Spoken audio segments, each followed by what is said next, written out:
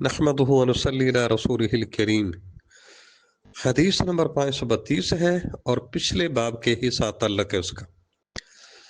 امام بخاری رحمہ اللہ کے استاد حفص بن عمر، جن کا تعلق بصرے سے ہے، سیدنا انس رضی اللہ عنہ سے روایت ہے، وہ عن النبی صلی اللہ علیہ وسلم قال، وہ نبی صلی اللہ علیہ وسلم سے بیان فرماتے ہیں، آپ نے فرمایا اعتدلوا فی السجود، سجدے میں اعتدال کرو، یعنی اطمینان سے کرو، اچھی طرح سے سجدہ کرو۔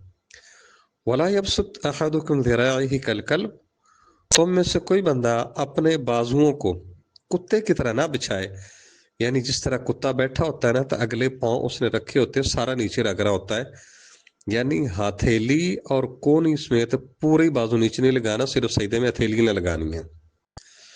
وَإِذَا بَزَقَ فَلَا يَبْزُقَنَّ بَيْنَ يَدَيْهِ، جب تھوکے تو اپنے آگے نہ تھوکے، وَلَا عَنْ يَمِينِهِ، نہ ہی اپنی دائیں جانب، فَإِنَّمَا يُنَاجِي رَبَّهُ، کیونکہ اپنے رب سے سرگوشی کر رہا ہوتا ہے، مناجات کر رہا ہوتا ہے۔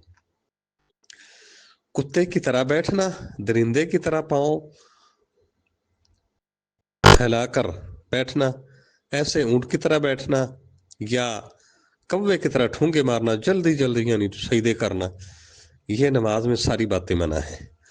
اور جو اس باب کے ساتھ تعلق رکھتی ہیں کہ اللہ تعالیٰ نے مقررہ وقت پر نماز فرض کی ہے، تو جب بندہ مقررہ وقت پر آتا ہے نا تو اللہ تعالیٰ سے سرگوشی کر رہا ہوتا ہے۔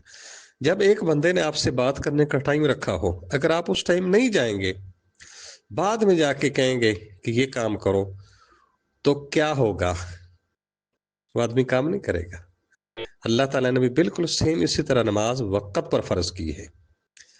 وقت پر اللہ تعالیٰ جو ہے نا وہ انسان پہ اپنی رحمت کرتا ہے۔ جب وہ گھڑیاں نکل جائیں تو پھر آپ خود اس بات کا اندازہ کر لیں کہ کیا بنتا ہوگا انسان کا۔ اس لیے اللہ تعالیٰ نے فرمایا کتاب موقوتا، مقررہ وقت پر فرض ہے نماز۔